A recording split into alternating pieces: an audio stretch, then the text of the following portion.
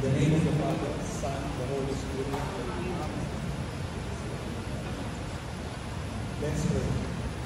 Lord Jesus Christ, by your death and resurrection, you gave for me power to speak away towards self and to stand in human life.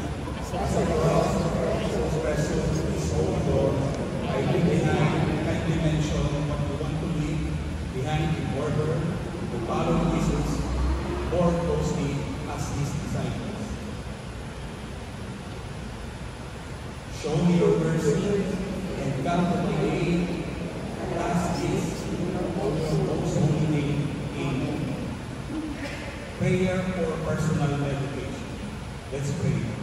My Lord and my God, I pray to believe that you are here, that you see me, that you hear me. I adore you with profound reverence. I beg your pardon for my sins and the grace to spend this time of prayer faithfully. Mary, my Immaculate Mother, Saint Joseph my Father, Jesus Christ our Lord, and my guardian angel, intercede for me. Let's stand. Please.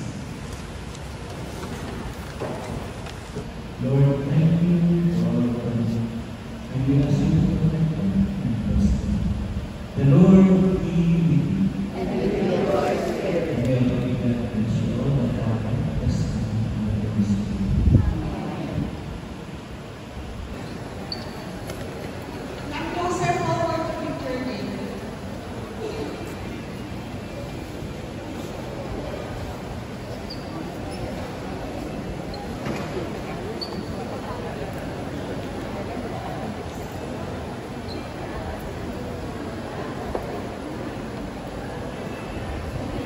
Father Wilmer, where are you po?